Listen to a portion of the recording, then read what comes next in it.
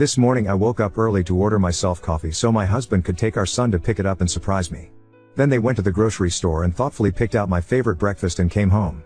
My husband made half of the breakfast and then asked me to make the other half. No problem. He acknowledged that he was asking me to do the work and still taking credit for the benefit of our kids' experience and memories.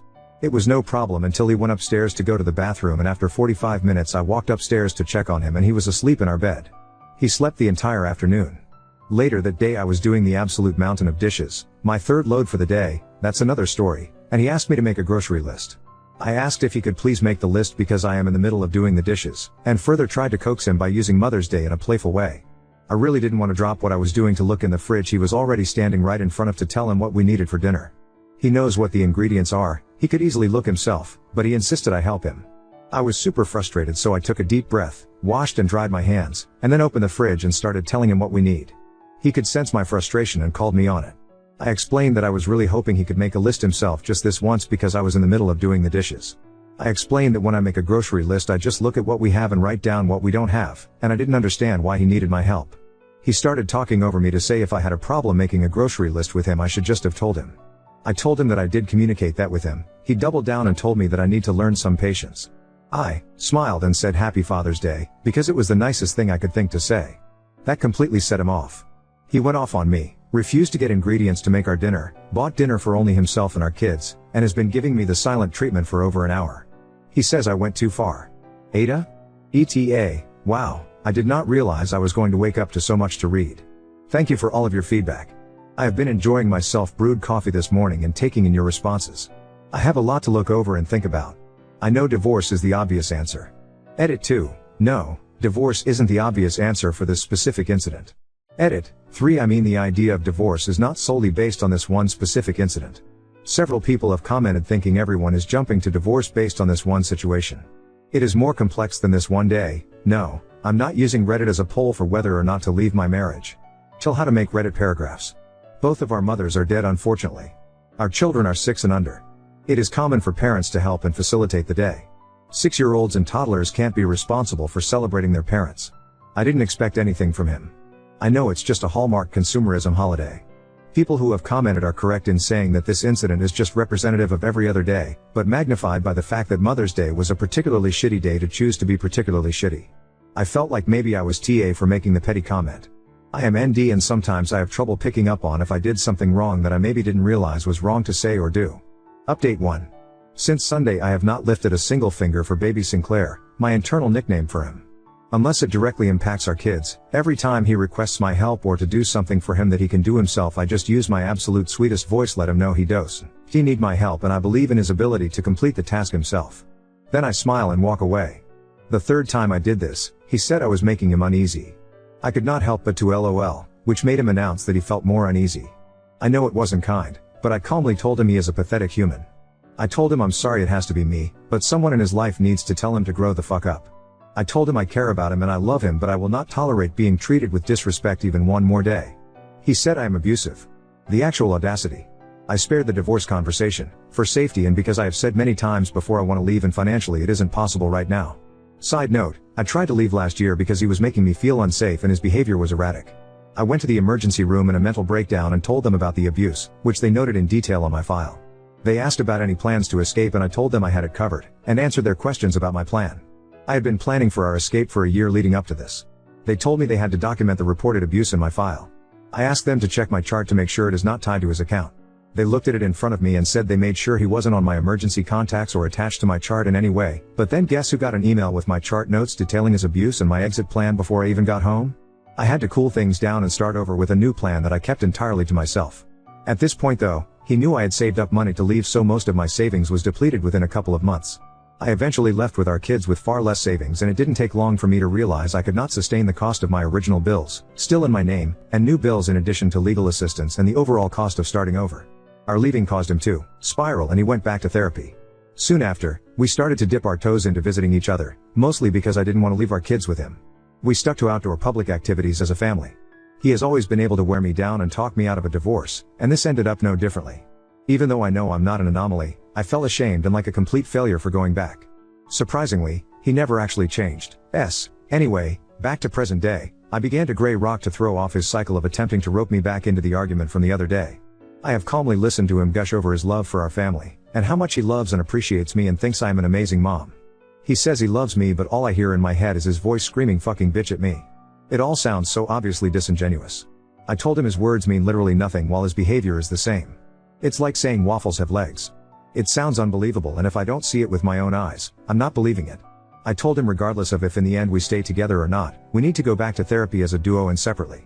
I told him he needs to take steps today to move forward with therapy and treating his mental health appropriately. He agreed, but no evidence of walking waffles yet. I am surprised at my ability to completely refuse to do anything he can do himself. I'm more surprised that he's actually doing the tasks himself. I have tried this before and he ultimately bullies me into doing the task. Not this time. He keeps complaining about his results in ways that are so juvenile and manipulative, always leaving the impression that if I had just done it for him it would have been done correctly. I just smile and tell him he did a good job with the task and tell him that it sounds like he needs more practice and eventually it will become second nature. I am feeling his attempts to make me miserable, but it is rallying right off of me. At least for now. I cannot express enough how much I appreciate the support and validation here. I appreciate the married people who have shared what their day was like on Sunday, and every day, as a healthy couple. For those of you who have asked why I am taking to the internet with this in the first place, I have been isolated from my circle for so long my relationships no longer exist. I have limited family period, and no family nearby. My mom is dead. My dad sucks. My siblings mostly suck. I have no friends. I work virtually and don't have friendships with my coworkers because we rarely socialize and have opportunities to bond. I don't have opportunities to interact with adults very often. Isn't that the beauty of the internet? Despite my logical brain, years of gaslighting along with my neurodivergence have made it sometimes feel impossible to trust my own judgment. If you are offended by me posting this and have taken the time to voice your disgust for me in my post, I just want to let you know I have processed your complaints and directed them to the correct department. Update 2. First, since Mother's Day he has not shown any sort of attempts for progress. Surprise. He has lost his control and repeatedly called me a fucking BTCH and other awesome pet names for his minor irritations towards me. Example, I asked him if he wanted my help bringing in groceries. Apparently he wanted to do it himself to let me relax, and my offering ruined his plan, so he was essentially throwing an adult version of a tantrum. I explained that it doesn't feel like a genuine gesture, especially because now I'm being yelled at for offering to help? LOL. Okay, pal. At one point I became petty, whoops, and told him to use I statements because that's his go-to therapy speak that he uses on me as a dog whistle during arguments and therapy appointments. He lost his shit, which then made me laugh because I literally do not understand if this is really his perception of reality. I can't take him seriously. I find myself laughing more now than ever, and it's not to mock him, I just can't control my disbelief and don't know how else to cope at this point. Second, I have realized that while I do love and care about him, it is clear that he does not respect me as a person, a mother, or his partner. He doesn't respect our kids. I can't realistically continue living with someone who tries to control my entire life. What kind of life is that to live?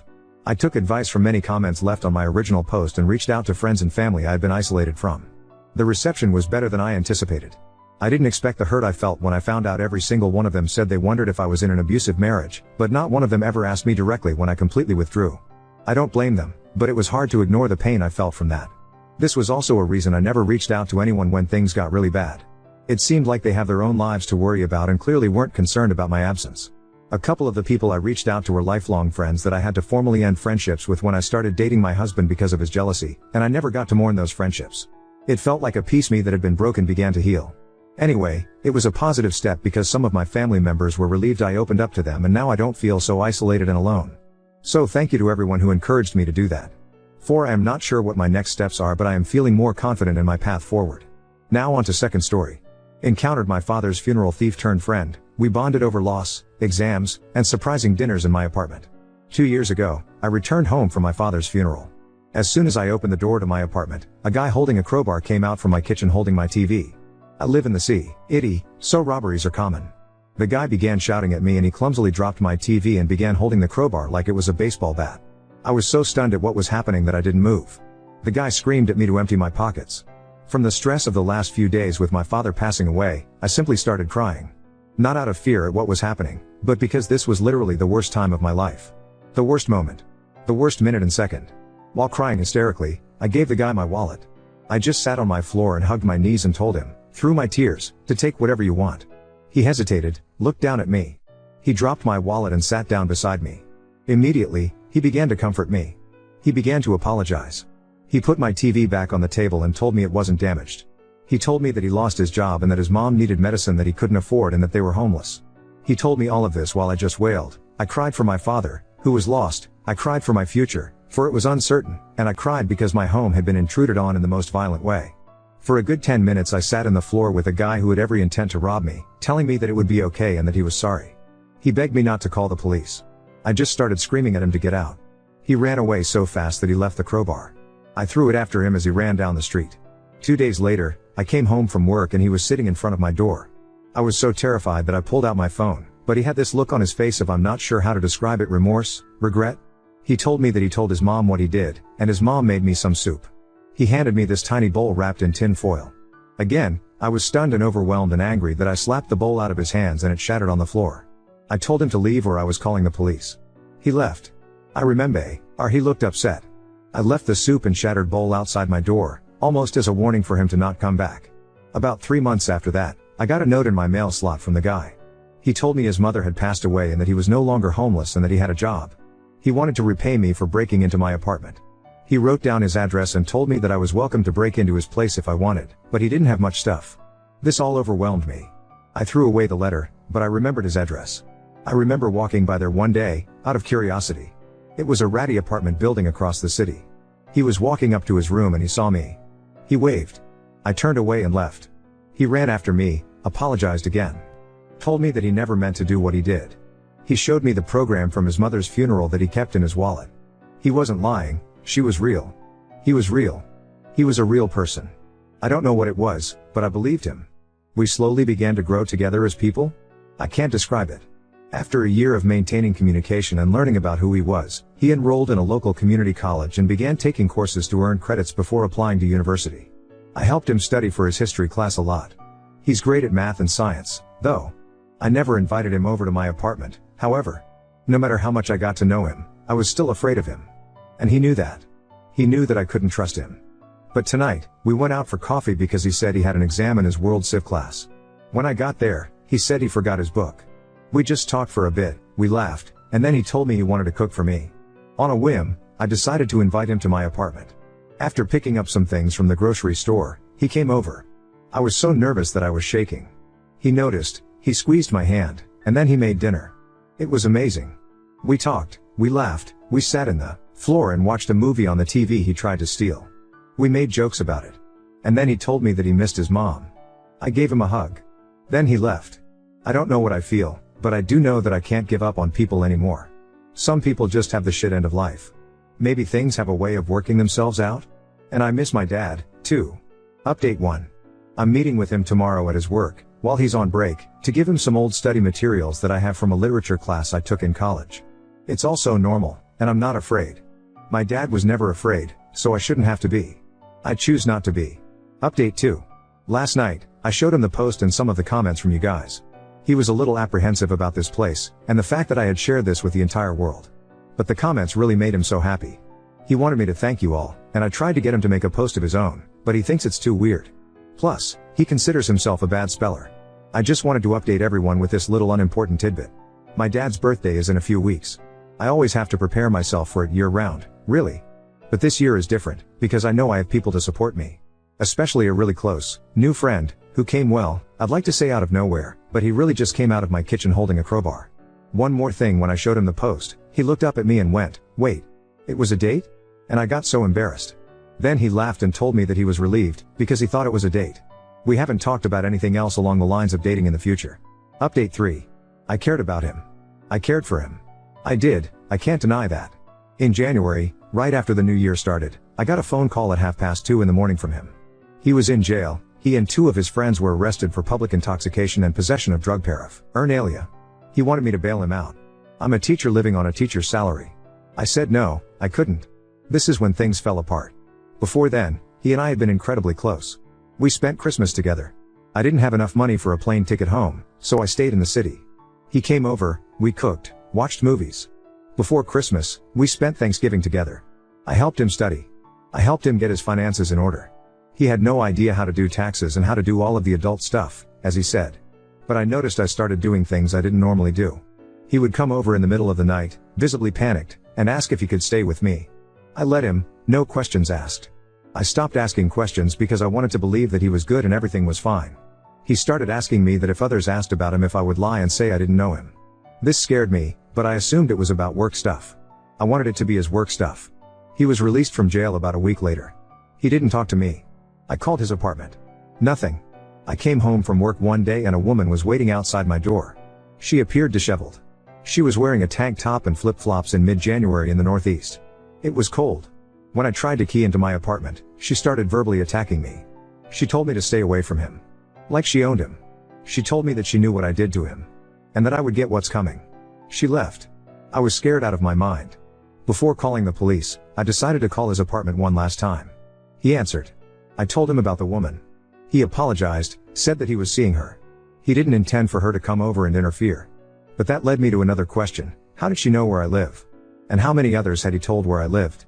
He hesitated before answering. I remember that. He just said he was sorry. I immediately packed an overnight bag, grabbed my most valuable items, and went to stay in a hotel. I used my credit card, my only in case of emergencies card. Because I no longer felt safe, because of him. I came back to my apartment the next day. Everything was fine. He came over to apologize. I told him to get out. I started crying. When I'm angry, I cry. He tried to hug me, but I remember picking up a piece of wood. I had a dismantled IKEA shelf, to protect myself. I demanded to know what he was doing. He told me he was selling drugs. He told me that he had to do it because he knew people that would hurt him. Lies. I guess. I don't know. I told him to get out, never want to see him again.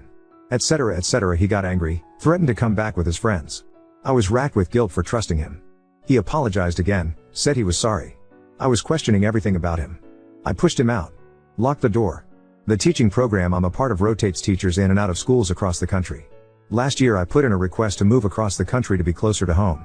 2 weeks after this encounter with him, I found out that my request was accepted and I was set to leave in March. My apartment was broken into and vandalized in early February. At night, he would come and knock on my door. I would call the police but he would always leave before they got there. His guys started harassing me. Nothing was ever stolen, just broken. They broke a glass bottle my dad made for me when I was 6. He knew how much that meant to me. It was shattered. The week before I left, I saw him outside my building. I called the police. He was walking over to me, and I remember having this fiery rage in me. It was this impassioned, red, angry heat that washed over me and I took my keys, which are on a lanyard, and I just started hitting him. I ended up cracking his eye socket.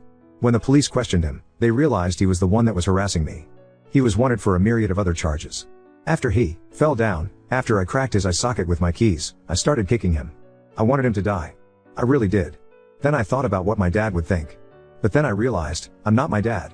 I will never be him. I'm different. This is different. People are different. Not all of them are good. But some of them are. I am good. I am a good person. Right now I'm sitting in my new apartment in a brand new city. It's warm. Rent is cheaper. I live in a neighborhood of old people. They're nice. They love that I teach kids. It makes them feel safe, I guess. Some days I leave my front door open and let in a breeze. I'm never afraid.